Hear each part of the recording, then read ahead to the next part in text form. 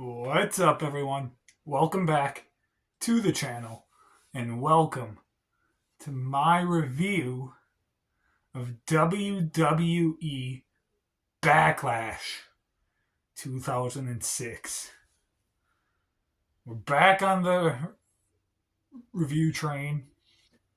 I'm glad we are because I enjoy doing these. I needed a small break there in between Elimination Chamber and WrestleMania, but we're back. I'm excited. Got my Pepsi. Crack this thing open.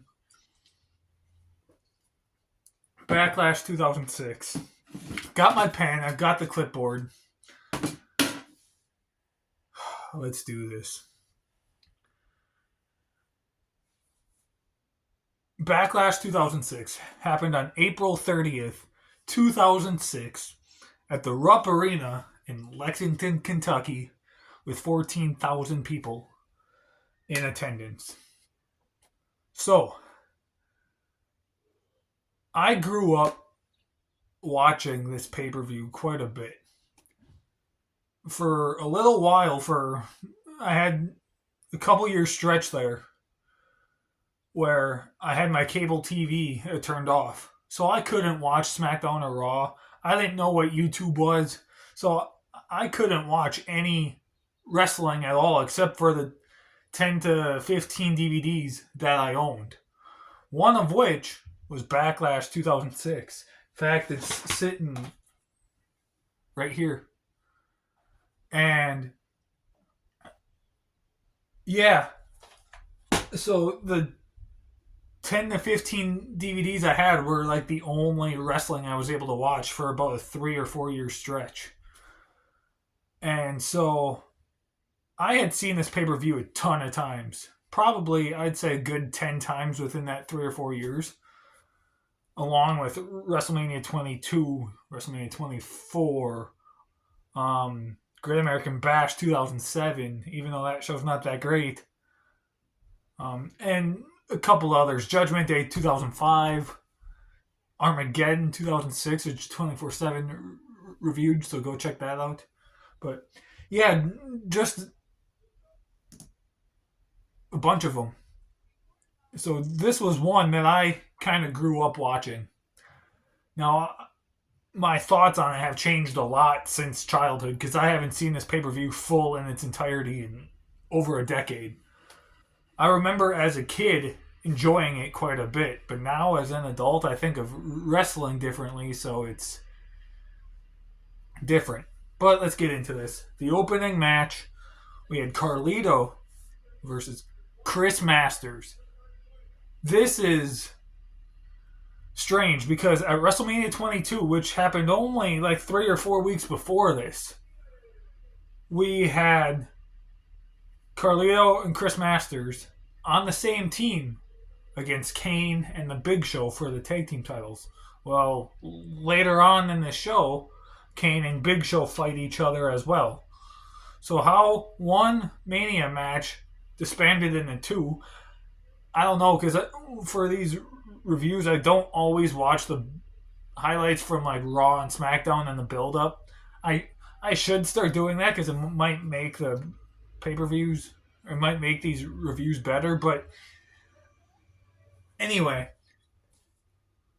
this match was fine. Nothing super great, exciting about the match. Nothing real bad about it either. Just kind of middle of the road. Had some good stuff. As soon as the bell rings, they immediately go after each other. One after another. Punch after punch after punch. They just keep going. Throughout the whole match, Chris Masters has more offense than Carlito does. I've always felt Chris Masters was kind of underrated. I actually kind of like Chris Masters. I always kind of did. But Carlito hits the backstabber on Chris Masters, pins him, but puts his feet up on the ropes for leverage. The referee does not see it. Carlito picks up the victory. I'm going to give it 2.5 stars. It's fine. Nothing crazy. Nothing boring. Super boring. Just fine. 2.5 stars. Next, we have the pay-per-view debut of Umaga taking on Ric Flair. So Umaga's actual WWE debut was on the Raw after Mania 22. And this was his very first pay-per-view match. One-on-one. I think he may have had a pay-per-view match or two as part of a 3-minute warning. But this was his very first singles pay-per-view match as Umaga. And he fought one of the best of all time, Ric Flair. So, yeah, the match ain't that great, but not many people can say that they fought Ric Flair, one of the greatest of all time, in their debut pay-per-view. So that's kind of cool. But yeah, wasn't much to it. The match was like, 3 minutes from bell to bell, maybe? If that. It was like short.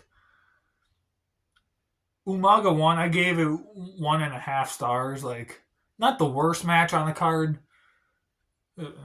surprisingly, for being as short as it was. But there wasn't much to it either. 1.5 stars. Up next, we have the first women's match, the first women's match, but I meant to say the first title match on the show. Trish Stratus, challenging Mickie James for the women's championship. This is the rematch from WrestleMania 22. The match at Mania 22, it's better than this one. I will say that. At one point in the build-up to this, they both dress like each other. This is that match here, the build-up. People think that was the build-up to Mania 22. It wasn't. It happened after WrestleMania, before Backlash. So it was kind of in that mix there when they dressed up as each other. But yeah, this match was boring. There's some frequent back and forth action early on, but then there's just this spot where something happens and it just gets boring. And then the finish is Mickie gets herself disqualified because she finds something. I don't know if it's a piece of gear or what, but she's sitting on top of Trish and she's choking Trish with it. And she doesn't get up for a 5 count. So she gets disqualified and Trish wins the match by disqualification. So Mickie is still champion, but Trish won the match. I gave it 1 star. Like, it just was not good. Really was not good. It was surprisingly longer than Umaga versus Ric Flair, but still not good. Up next, we have what is, to me, the best match on the entire card. Money in the Bank briefcase versus the Intercontinental title. Rob Van Dam is putting the Money in the Bank briefcase on the line. Shelton Benjamin is putting the Intercontinental title on the line. Winner take all. This was by far the best match on the card. The main event is pretty good as well, but I will get to that later. Yeah, this is best match on the card. These two have great chemistry. I don't know if this was like their only pay-per-view one-on-one match. If it's not, then I don't remember any others, and I would like to see others, because if all of them are as good as this one, then they're probably pretty good and enjoyable and fun, and you probably want to watch them. Yeah, this was so awesome. At one point, RVD was on the apron, and Shelton Benjamin comes for a sunset flip into a powerbomb. And just the way Jerry Lawler was talking about that segment, it made me wonder if this was the very first ever time we saw a sunset flip power bomb. Whether it be off the apron or off the turnbuckle like it sometimes happens. Because, yeah, the way Jerry Lawler was talking about it on commentary, it seemed like no one's ever seen that before this. The sunset flip into a powerbomb. So that was cool. There was a rolling thunder into a Samoan drop. So RVD went for his rolling thunder. He rolled once, stood up, was about to do the flip, but Shelton picked him up and hit a Samoan drop. So I thought that was cool. RVD went for a frog splash and missed, and the bump looked like it hurt. But then eventually he goes on. He hits another frog splash, or goes for another frog splash, actually hits it on Shelton. Really, really good frog splash, too. He hits it and then, like, flips up and he's, like, almost standing on his head and flips over before he comes back and pins Shelton. Really awesome match. RVD picks up the victory, has the Money in Bank briefcase, has the Intercontinental title. What a match. I enjoyed this match a lot. I gave it 4.5 stars. Best match on the card. It was awesome. Now we have a little downtime. Not so much this next match, the one after this. This one, Kane versus The Big Show. So as I stated earlier with the Chris Masters-Carlito match, Kane and Big Show were tag team champions 3 or 4 weeks before this at WrestleMania 22. So how they lost the titles and how they split up, I don't recall. I was watching wrestling at this time in 2006, but that's almost 20 years ago now. I don't remember that, and I haven't watched much of the build since then. So, yeah, this match, it started out pretty decent, actually. And then the finish happened, and that was terrible. This was the whole May 19th angle storyline with Kane. And I guess May 19th was actually the release date of his movie, See No Evil, which I've actually never seen. I love horror movies. Never seen that. I should probably do that. But, yeah, May 19th, I believe that's what the story and significance behind May 19th was the release of See No Evil. Correct me if I'm wrong. But, this was also around the time where Kane had that, like, obsession over Lillian Garcia. That was strange. That was really strange. But there were a couple of cool spots in the match until the lights turn red. May 19th is repeated over and over and over again on the loudspeaker. Kane is going crazy when he hears it.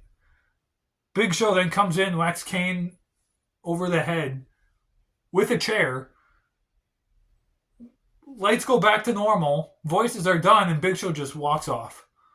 It was a no contest victory. Neither man won. Neither man got DQ'd, just a no contest. Stupid.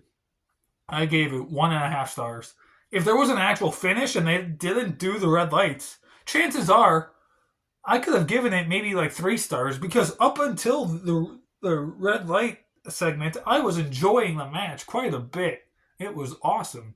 But then, as I said, lights turn red, May 19th crap happens, and not that good. 1.5 stars. But then we go from something that's not that good to something that's even worse. And I would argue even worse than the women's match. Mr. McMahon and Shane McMahon versus Shawn Michaels and God. Yeah, this is that match. And I'll admit, I barely watched this match. I've seen it a bunch of times, obviously, as I stated earlier. I watched this pay per view a lot growing up. So I've seen it a lot, and sadly, I remember some stuff from it pretty well. So I felt like I didn't really need to sit there and actually fully watch this match. So I kept it on and in the background, and I just did a couple of other things, and I would just glance up at it. But yeah, this match sucked, and it sucked because they were billing it as a tag match with God. If they were billing it as a handicap match and just removed everything God related, I don't think the match would be as bad as it is. Because if you watch it and you watch it as a handicap match, it's not that bad. There's some cool spots that happen. It's the whole God angle, whole God aspect of this match that makes people not enjoy it. It's stupid. I This was one of those things in wrestling at the time in 2006. I was like 8 or 9 years old, and I just remember watching it being so confused by everything going on and just being like, why is this happening? I don't get it. And I still think that to this day, like, why? This was dumb. I hated it. Shawn Michaels won, and I do give Shawn Michaels props for trying to make something good out of this. I mean, it's Shawn Michaels. The one-on-one match with Vince 3 or 4 weeks before this at WrestleMania was a pretty good match. Best match Vince McMahon ever had. But this match sucked. Shawn Michaels won. I gave it 0 stars because it's not good. Why give it a star rating if it's not good? But then, the main event. WWE title on the line. John Cena, WWE champion, defending the title in a triple threat match against Triple H and Edge. Edge is coming off his amazingly awesome match with Mick Foley at WrestleMania 22. John Cena and Triple H had a one-on-one match with each other at WrestleMania 22, which was also a pretty good match. A lot went on in this match, too. Like, immediately from the start, Edge stepped outside the ring onto the floor and let John Cena and Triple H fight. Only for Edge, the only thing he would do is break up the pinfalls. And then at one point, Edge comes in and John Cena and Triple H are double teaming him and everything. At one point, John Cena and Edge are both slamming. John Cena and Triple H are both slamming Edge's head into the announce table. John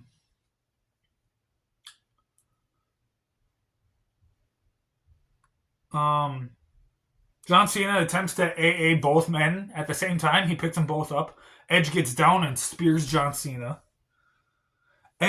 So they're outside, and Edge slingshots Triple H into the ring post, and Triple H immediately gets busted open. Immediately.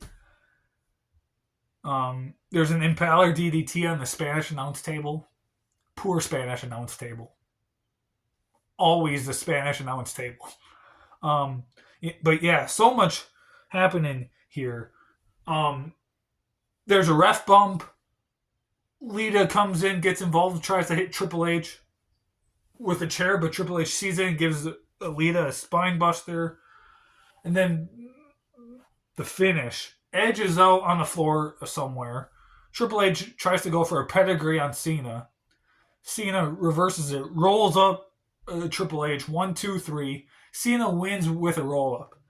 After the match, though, Triple H goes crazy and hits John Cena with a sledgehammer, hits Edge with a sledgehammer. I think he hits the referee with a sledgehammer too, maybe. He goes crazy after the match, but crazy in a good way. It was awesome. It was entertaining. I enjoyed this match quite a bit. John Cena won. I gave it 4 stars. I don't like it as much as Rob Van Dam and Shelton Benjamin. And I don't even like this match as much as I did as a kid. Because as a kid, when I watched this 10, 12 times, as I stated earlier, I loved this match. I praised it all the time. There'd be times where I wouldn't even watch the full pay-per-view. I would just pop in the DVD and just watch this match. But I haven't seen this match in years, and I haven't seen the pay-per-view as a whole in even longer, probably over a decade. But yeah, this match was great. I enjoyed it. Not as great as I remembered, but still really good. I gave it 4 stars. And that, guys, was my review of WWE Backlash 2006. I hope you guys enjoyed it. These reviews are back. I enjoy doing them. Along with this video, I am posting my Backlash 2025 predictions. So go check that out. Next week on these reviews, speaking of Backlash 2025, 24/7 will be reviewing Backlash this year. His first current pay-per-view that he's reviewing by himself since Bash in Berlin back in August. Because if you look from Bad Blood in October all the way up to WrestleMania 41, I've reviewed all of them. Yeah, 24/7 was in the Mania one with me, but he hasn't done a current one by himself since August. So we planned this out so he could do Backlash this year, do a current one. So that's that. Next time you see me, at the time I'm filming this, I still haven't picked my next review, but I will let 24/7 know, and he will tell you in his review of Backlash next week what I'm doing next. All right? So thank you so much for watching. I appreciate all of you. Stay tuned for so much more. See you guys next time.